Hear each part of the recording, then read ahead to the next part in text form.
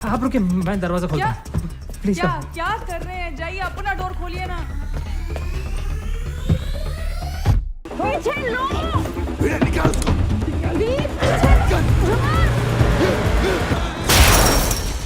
Seat पीछे लो। Seat पीछे लो। क्या कर रही हैं आप? What are you doing? ऐसे कैसे?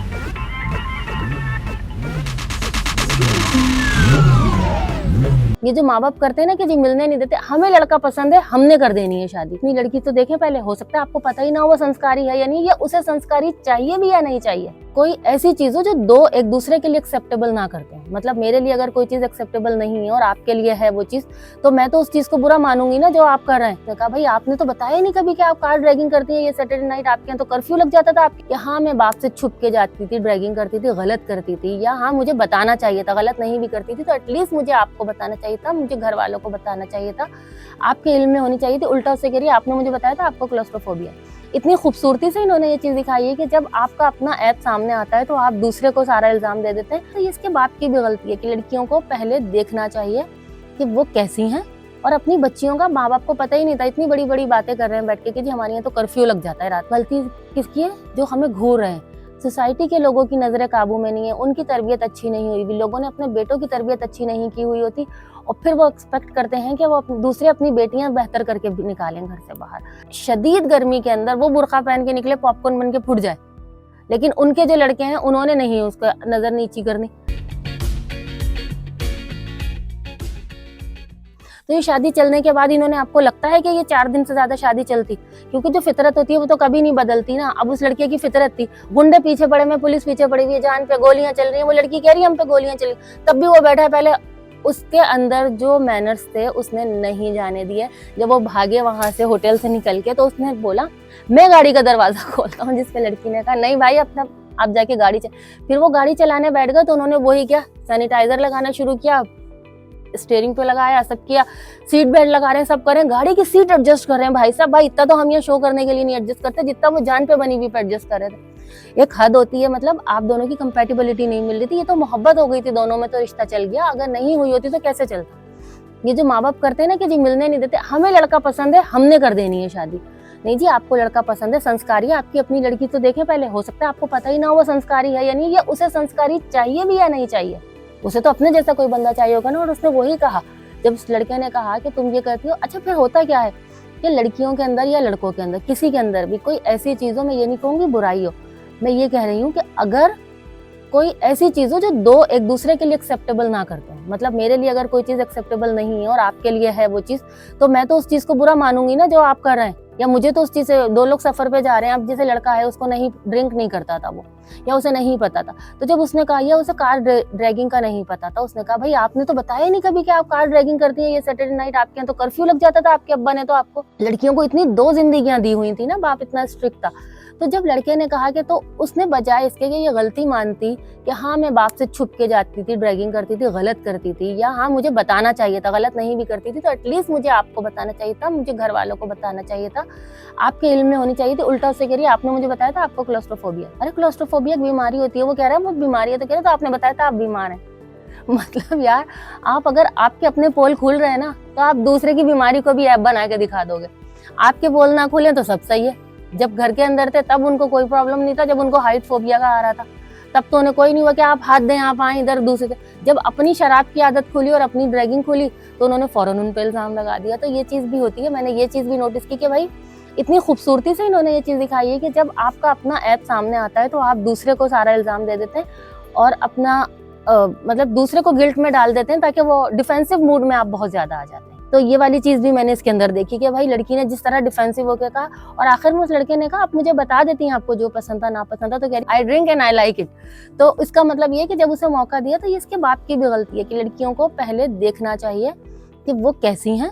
और अपनी बच्चियों का माँ बाप को पता ही नहीं था, इतनी बड़ी बड़ी बातें कर रहे हैं बैठ के कि जी हमारे यहाँ तो कर्फ्यू लग जाता है रात को 9 बजे के बाद। अब आपको क्या पता, आपकी एक बेटी जाके डीजे बन जाती है रात को 9 बजे के बाद कर्फ्यू में, और दूसरी बेटी जो है आपकी वो ड्रिंक भी कर रही है, ड्रैगिंग भी कर रही है। तो आप बच्चों को इतना ज्यादा आजादी क्यों नहीं देते, या इतना एतमाद में क्यों नहीं लेते। और एक बात उसने बड़ी अच्छी बोली, जो मॉल में बोली लड़की ने, वो बहुत अच्छा मोनोलॉग था, कि वो यही कहती है कि हमारे यहाँ वाकई माशरे में ये होता है कि अभी हम भी अगर यहाँ निकलते ना कहीं दुपट्टा सही से लो, अगर हम अपनी गाड़ी नहीं लेके जा रहे तो हम चादर लेके जाते हैं। अपनी गाड़ी से तो हम घर के अंदर से गाड़ी में बैठ के निकल जाते हैं ना, तो चलो जी हमने जो भी कपड़े पहने हैं, जैसा भी मेकअप किया। लेकिन हम जब अपने घर से वैसे निकले ना, अगर हमें कोई पब्लिक सर्विस यूज़ करनी पड़े ना, कैब वगैरह कैब सर्विस यूज़ करनी पड़े, तो आप यकीन करें हमें भी चादरें भी ओढ़नी पड़ती हैं, सब कुछ हम लोगों को भी फिर बड़ा हिस्सा होता है। क्यों? इसमें हमारी गलती नहीं है, गलती किसकी है? जो हमें घूर रहे हैं। दरअसल होता क्या है, आपको माशरे के अंदर जो सोसाइटी है ना, जो आपका माशरा है, सोसाइटी में अगर हैरेसमेंट है, सोसाइटी के लोगों की नज़रें काबू में नहीं है, उनकी तरबियत अच्छी नहीं हुई भी, लोगों ने अपने बेटों की तरबियत अच्छी नहीं की हुई होती, और फिर वो एक्सपेक्ट करते हैं कि वो दूसरे अपनी बेटियां बेहतर करके निकालें घर से बाहर, कि मौका ना दें दूसरे को। मतलब ये मौका ना दें वाली क्या बात होती है यार? इसके अंदर वो सही कह रही है ना कि भाई इतनी शदीद गर्मी के अंदर वो बुर्का पहन के निकले, पॉपकॉर्न बन के फुट जाए, लेकिन उनके जो लड़के हैं उन्होंने नहीं उसको नज़र नीची करनी, या वो फुल स्लीव्स पहने और वो ये सब चीज़ें करे। तो ये बड़ा एक अजीब मैंने इसके अंदर देखा कि बहुत छोटे छोटे तरीकों से ना, बहुत लाइट मूड में रहते हुए इन्होंने बहुत अच्छे तरीके से हमें बड़े बड़े सारे माशरे के मसाइल दिखाए। अच्छा भाई, ये तो वो सारी बातें हो गई जो मैंने देखी, समझी, सीखी और मज़ा किया। बहरहाल ओवरऑल ये मूवी में बड़ा मज़ा आया मुझे देखने में। ये तो वो बातें थी जो देख के मुझे रियलाइज़ हुई कि भाई ऐसा हकीकत में जब होता है तो ये बड़ा तकलीफ दे होता है। ये तो हमने हंसी मजाक में इनके सारे दुख देख लिए, मगर जो चीज़ देख के मुझे हैरत होती है कि यार अच्छी अच्छी मूवीज़ होती है ना, उनके व्यू, उनकी जो रेटिंग होती है ना, वो क्यों कम आती है। अब जैसे ये धूमधाम है, इसकी रेटिंग 10 आउट ऑफ 6.4 आई है 10 में से IMDb पे, तो ऐसा क्यों है? मगर ये तो अच्छी मूवी है। शायद इसकी एक वजह ये हो कि ये अभी शायद इतनी पुरानी नहीं हुई है, शायद अभी और आगे चले, कुछ और हो इसके अंदर। तो बहरहाल जो भी है, इसके जो राइटर हैं वो हैं आर्श बोरा और आदित्य धार ने बड़ी खूबसूरती से एक लाइट मूड के अंदर बड़ा हसास टॉपिक को छेड़ा और उसे बहुत अच्छे तरीके से इन्होंने कैप्चर करके हम लोगों तक पहुंचाया। इसी तरह से जैसे अब देखें ना, हमारे यहाँ भी एक ड्रामा चल रहा है इस वक्त, दिलवाली गली, उसके अंदर भी हमारे माशरे का एक बड़ा हसास पहलू है और वो भी बिल्कुल इसी तरह है कि उसके अंदर शादी से पहले बात नहीं करने दे रहे थे धूमधाम के अंदर। अभी हम दिलवाली गली देख रहे हैं, जफर महराज माशाल्लाह से वैसे भी बहुत बड़े राइटर हैं और वो उन्हें पता है कि सोसाइटी को कैसे लिखना है, तो उनके बारे में कहना तो सूरज को चिराग दिखाने वाली बात होगी। तो लेकिन उन्होंने भी बड़े अच्छे तरीके से उन्होंने शादी के बाद के मसाइल के ऊपर लिखा है कि शादी के बाद जो प्राइवेसी नहीं मिलती, इंसान 2 मिनट सुकून से बात नहीं कर सकता, और वॉशरूम के मसाइल, ये सारे मसाइल कि एक लड़की के लिए शादी के बाद एक अटैच बात कितना ज़रूरी होता है घर में, या एटलीस्ट उसका एक पोर्शन होना कितना ज़रूरी होता है। तो ये सारी चीज़ें देखते हुए मुझे लगा कि ये धूमधाम इन्होंने बहुत खूबसूरती से इन्होंने भी हमारे शादी के बाद वाले मसाइल को दिखाया है। यहाँ पे धूमधाम के अंदर शादी से पहले अगर ये सारे मसले हल कर लिए जाएं और एक दूसरे से कंपैटिबिलिटी देख ली जाए तो अच्छा भाई। इसके साथ ही आप मुझे दें इजाज़त, इंशाल्लाह आपसे एक नए प्रोग्राम में मुलाकात होगी। और नए प्रोग्राम से मुझे याद आया, आप लोग हमें सजेस्ट कर रहे हैं जो बार बार कि हम रिएक्शन वीडियोस भी करें, तो वो हम कर सकते हैं, ऐसी कोई बात नहीं है। अगर आप चाहते हैं करें तो हम करेंगे, लेकिन आप हमें थोड़ा और सजेस्ट करें तरीके से कि जी हम किस तरह की करें और किन मूवीज़ पे करें, किन चीज़ों पे करें, ताकि हम उस पर आपकी बात को ज़ाहिर रखेंगे हम और हम वो करेंगे। इसके साथ ही आप मुझे दें इजाज़त, इंशाल्लाह आपके साथ एक नए प्रोग्राम में एक नए गेस्ट के साथ मुलाकात होगी। जब तक के लिए इजाज़त, अल्लाह हाफ़िज़।